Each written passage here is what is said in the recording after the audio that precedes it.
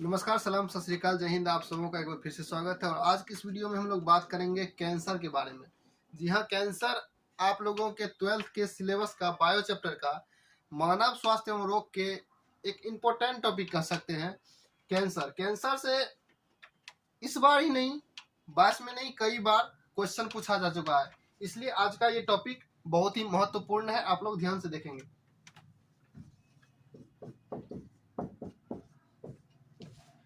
Cancer, सबसे पहले ये जानते हैं कैंसर है क्या। आखिर कैंसर, जैसे ही आपको यदि कैंसर सुने होंगे तो आपके दिमाग में एक अजीब सा डर हुआ होगा। कैंसर किसी के भी दिमाग में होता है। कैंसर शब्द ही सुनने से आदमी के दिमाग में डर जैसा बढ़ जाता है। कैंसर क्योंकि एक जानलेवा बीमारी है, लेकिन ऐसी बात नहीं है कि सारे प्रकार के कैंसर ही जानलेवा होता है।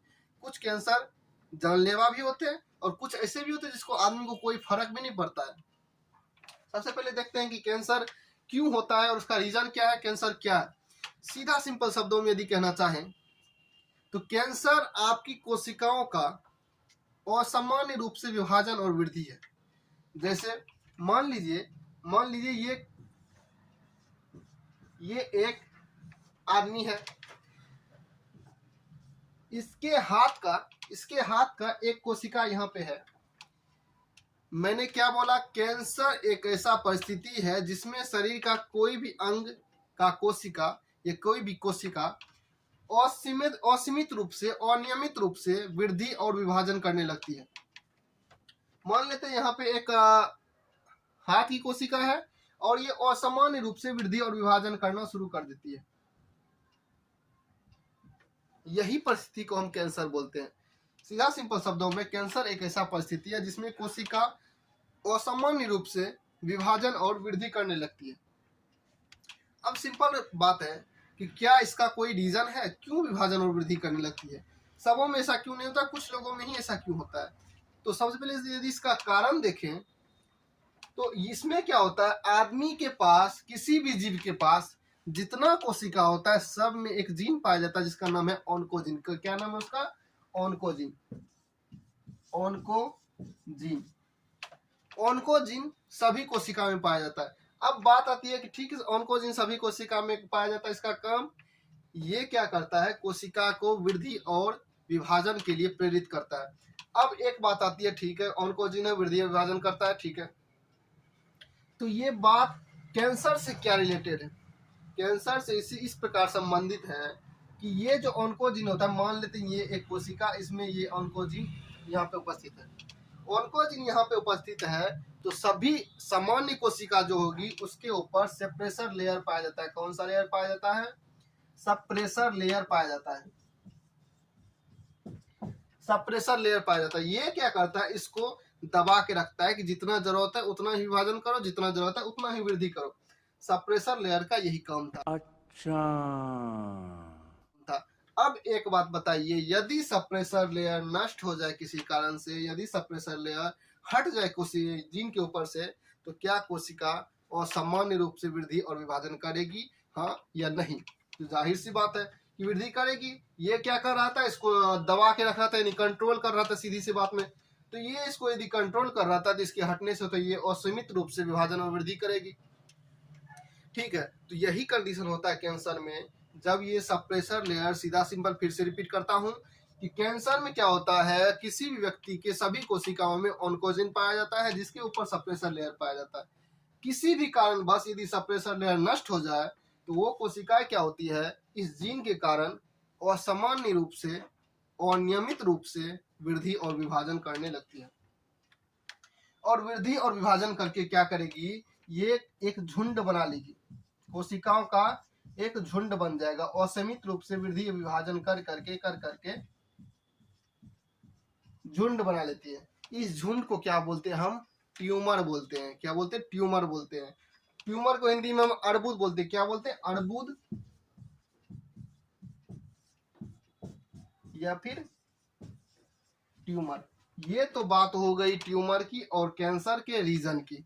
अब बात आती है कि ठीक है, आखिर ये ऑन्कोजीन, आप बोले कि किसी कारण से यदि नष्ट हो जाए तो कारण क्या क्या हो सकता है? कारण ये हो सकता है यूवी लाइट, से त्वचा कैंसर के बारे में आप सुने होंगे, तो यूवी लाइट के कारण यानी यूवी किरण के कारण त्वचा कैंसर होता है, ऐसा आप सुने होंगे। तो यूवी किरण क्या करता है, ये सप्रेसर लेयर को नष्ट कर देता है। यदि बहुत ज्यादा यूवी अल्ट्रावायलेट किरण यदि बहुत ज्यादा मात्रा में त्वचा पर पड़े तो ये क्या कर सकती है, सप्रेसर लेयर को नष्ट कर सकती है। पहला रीजन तो ये हो गया। दूसरा रीजन क्या हो सकता है, कश्मीरी लोगों में एब्डोमेनल कैंसर ज्यादा होता है, यानी पेट का कैंसर ज्यादा होता है। ये क्यों होता है, ये कंगड़ी के इस्तेमाल से होता है। अब बात आती है कंगड़ी क्या है, तो कंगड़ी क्या होता है, कश्मीर में ज्यादा पड़ने के कारण कश्मीरी लोग क्या करते हैं, आग का एक टोकरी बना करके, मिट्टी का एक टोकरी जैसा बना के उसमें आग रख करके वो पेट के पास बांधे रहते हैं ताकि उसको गर्मी मिलता रहे। तो वो है कंगड़ी। उसके इस्तेमाल से भी रेगुलर यदि पेट के पास गर्मी बना रहेगा तो उससे भी ये क्या करता है, जीन जो है ये अपना सप्रेसर लेयर खो बैठता है।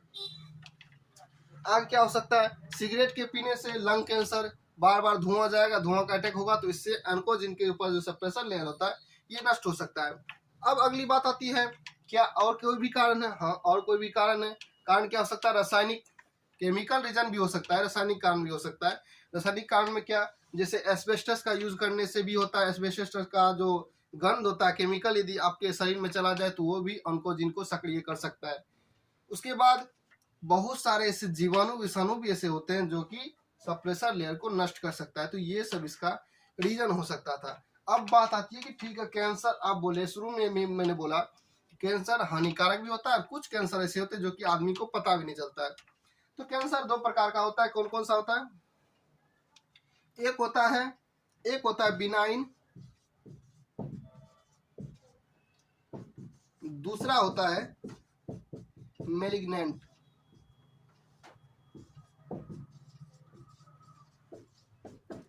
अब बिनाइन क्या होता है और मेलिग्नेंट क्या होता है, बिनाइन ट्यूमर, मेलिग्नेंट ट्यूमर। अब बात यहां तक आती है कि बिनाइन ट्यूमर क्या होता है।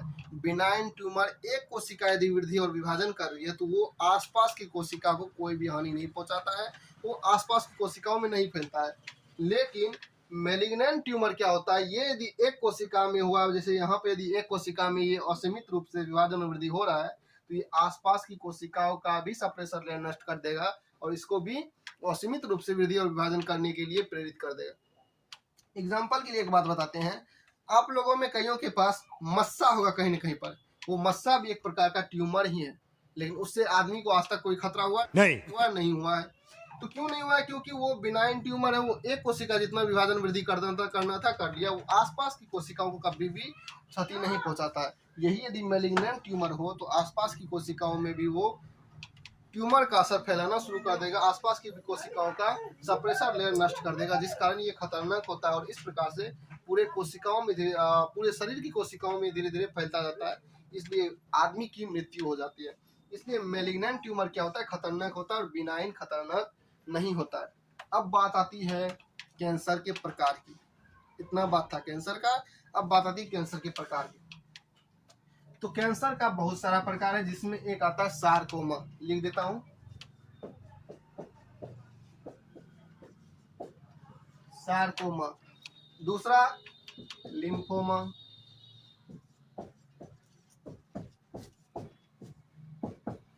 तीसरा कार्सिनोमा,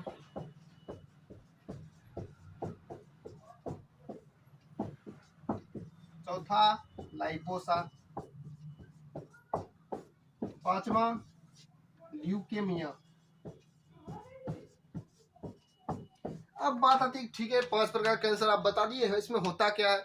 तो देखिए सिंपल सा, सभी में विभाजन और वृद्धि का ही ज्यादा होना होगा, मतलब अनियमित रूप से विभाजन और वृद्धि का ही समस्या होगा। सार्कोमा में क्या होता है, सार्कोमा में क्या होता है, इसमें संयोजी ऊतक संयोजी ऊतक की जो कोशिकाएं होंगी वो असीमित रूप से विभाजन और वृद्धि करेगी। संयोजी ऊतक मतलब जैसे आपका हड्डी हो गया, मांसपेशी हो गया, ब्लड हो गया, ये सब संयोजी ऊतक का उदाहरण है। लिम्फोमा में लसिका ऊतक की जो कोशिका होगी वो असीमित रूप से विभाजन वृद्धि करेगी। कार्सिनोमा में इसमें इपिथेलियल जो टिश्यू होती है, इपिथेलियल टिश्यू की जो कोशिकाएं होंगी, सेल्स होंगी, वो असीमित रूप से विभाजन और वृद्धि करेंगी। लाइपोसा में क्या होता है, इसमें वसा ऊतक जो फैट होता है आपके शरीर का, वो असीमित रूप से विभाजन और वृद्धि करने लगती है। लास्ट आता ल्यूकेमिया, ये खतरनाक माना जाता है और ये अपने ही शरीर को नष्ट करने के लिए जिम्मेवार माना जाता है। कैसे? क्योंकि इसमें क्या होता है, डब्ल्यूबीसी जो एक कोशिका है, डब्ल्यूबीसी व्हाइट ब्लड सेल्स, इसकी मात्रा विभाजन और वृद्धि के कारण बहुत ज्यादा बढ़ जाता है ब्लड में, जिसके कारण ये रोगाणु को तो डब्ल्यूबीसी प्रतिरक्षा तंत्र का हेड बॉस माना जाता है, ये रोगाणु को तो मारता ही मारता है, साथ साथ बहुत ज्यादा बढ़ जाने के कारण ये अपने अंदर की कोशिका जो जिसको नहीं मारना चाहिए था उसको भी मारना शुरू कर देता है, उसको भी नष्ट करना शुरू कर देता है।